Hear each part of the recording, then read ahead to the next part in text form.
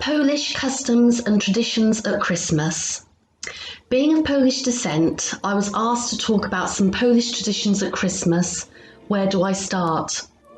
Poland is full of old Christmas customs and traditions which vary from one region to another.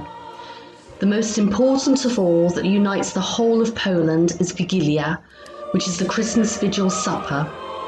The Christmas tree is decorated the day before or on the morning of Christmas Eve, and evening supper is prepared.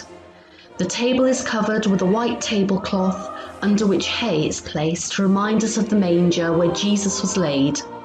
White wafer is placed on the table, which is set for the evening supper and decorated with evergreens, including holly or spruce. In Poland and Eastern Europe, it is customary to fast on Christmas Eve until the first star appears. This is to bring to mind both the star which led the Magi to Bethlehem and Christ, who is the true light. No meat is served at the supper, only fish courses and vegetable dishes. The whole family gathers together, with children outside, looking for that first bright star to appear, which is a sign to start the evening celebrations.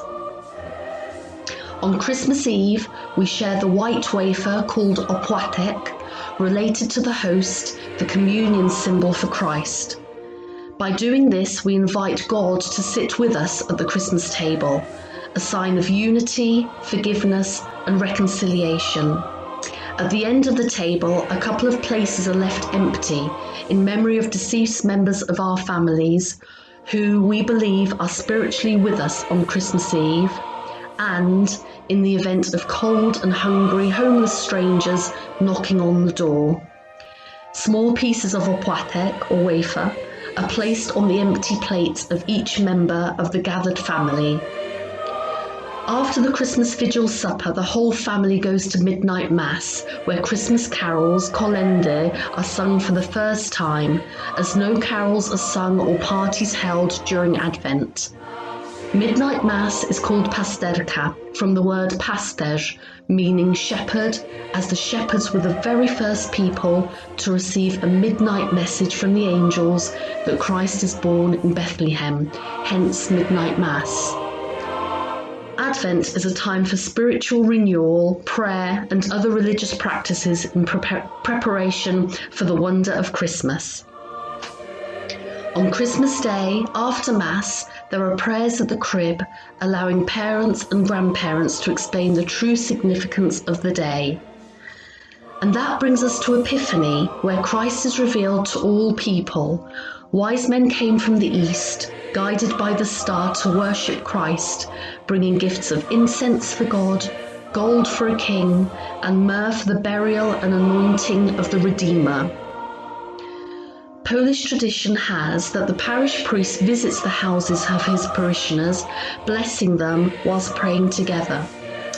The priest's visits are always prepared with dignity, where the table is covered with a white tablecloth, a crucifix in the middle with candles on both sides, holy water, and the Holy Bible.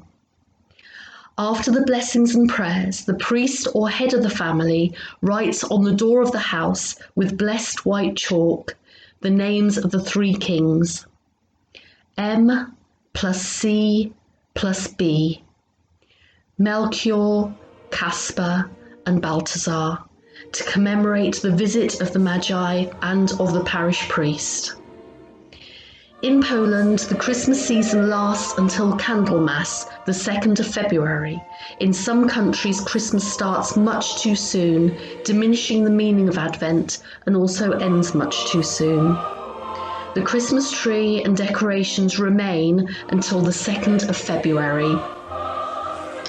So, with that in mind, let us keep the crib, perform nativity plays, sing carols, keep the Christmas tree until the 2nd of February, and have a jolly good time until the last Tuesday before Ash Wednesday.